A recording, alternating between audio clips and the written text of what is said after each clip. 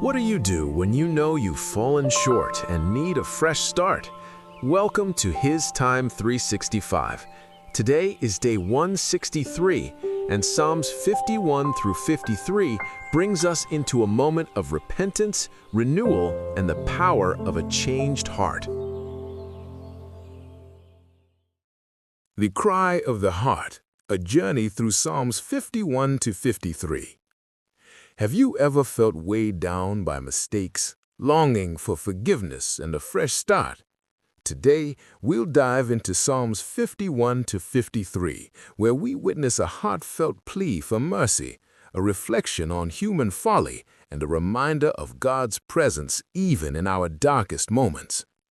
In Psalm 51, we encounter King David in a moment of deep sorrow and repentance. He's reflecting on his failures, particularly the serious wrong he committed with Bathsheba. David begins with a cry for mercy, pleading for God's compassion. He acknowledges his wrongdoings and admits that he has sinned against God alone. Psalms 51 verse 4. This psalm paints a vivid picture of someone who understands the weight of their actions, desperately seeking restoration. David asks God to cleanse him from his sin, using the imagery of washing and purging. He wants to be made new again, saying, "Create in me a clean heart, O God." Psalms 51 verse 10. This is not just a wish for forgiveness, it's a deep desire for transformation.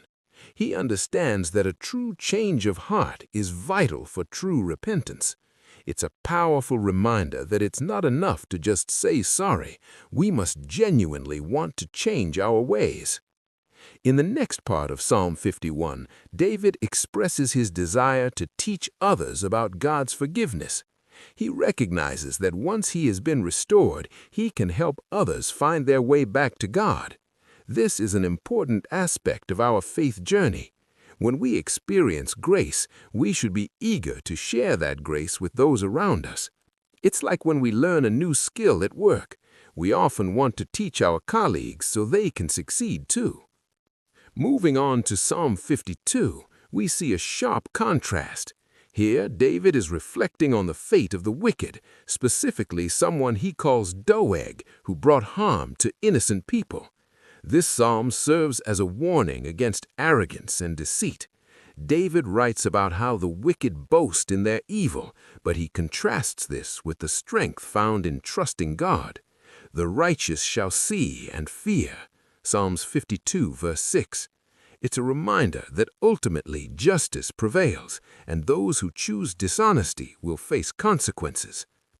In our daily lives, we can relate to this theme. Think about situations in the workplace where dishonesty might seem advantageous, but in the end, integrity stands firm. For instance, someone might lie to get ahead, but eventually the truth comes out, and that can lead to their downfall. It's crucial to stay grounded in our values, even when it feels challenging. Psalm 53 takes us a step further, echoing the sentiment that there is a folly in denying God. It begins with a proclamation that the fool hath said in his heart, "There is no God." Psalms 53 verse 1. This psalm reflects on the state of humanity and highlights the need for divine intervention. It paints a picture of a world that turns away from God, leading to chaos and corruption. David laments that people have become corrupt, yet he holds on to hope, expressing confidence in God's ultimate plan. In our modern context, this can resonate with us when we look around at the world. In the hustle of life, it's easy to forget our spiritual roots or to become consumed by worldly distractions. For example, when we're so focused on our careers or social media presence, we may overlook the importance of genuine connections and spiritual growth. It's a wake-up call to remember that our lives should reflect our faith, even in the smallest interactions. As we reflect on these psalms, we can find practical applications in our daily lives. Repentance is not merely an act, it's a way of living. We can practice forgiveness within our families, recognizing that everyone makes mistakes. When we extend grace to others, we create a supportive environment that fosters growth and healing. Additionally, acknowledging the presence of God can bring peace in times of stress, whether facing challenges at work or navigating personal relationships. Moreover, let this remind us of the importance of community. Just as David desired to share his experience of God's mercy, we can encourage each other in our faith journeys. Bringing our burdens to our friends or family can lead to collective growth. Remember, we're not in this alone. We are meant to uplift and support one another. In closing, these Psalms offer a rich tapestry of emotions and lessons. They remind us that while we may stumble, there's always a path back to grace. As David showed us, a clean heart and a renewed spirit can transform our lives and the lives of those around us. The journey of repentance and renewal brings us closer to God and to one another. How do you interpret David's understanding of sin and repentance in your own life? What are some ways we can encourage each other in our faith journeys, especially when it comes to forgiveness? Reflect on a time when you witnessed integrity triumph over deceit in your work or personal life. What impact did that have on you? How can we remain mindful of God's presence in a busy digital world that often distracts us from spiritual growth? In what ways can we practically apply the lessons from these Psalms to our family dynamics?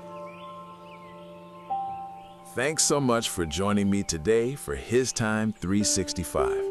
Remember, today's reading is Psalms 51 through 53, so be sure to spend some time with those verses during your quiet time. Tomorrow, we'll be diving into Psalms 54 through 56, so feel free to read ahead if you'd like to prepare. If you enjoyed this time together, don't forget to like, subscribe, and tap the bell so that you never miss a day on this journey. I'll see you back right here tomorrow for day 164. Until then, stay encouraged, and thank you for giving God His time today.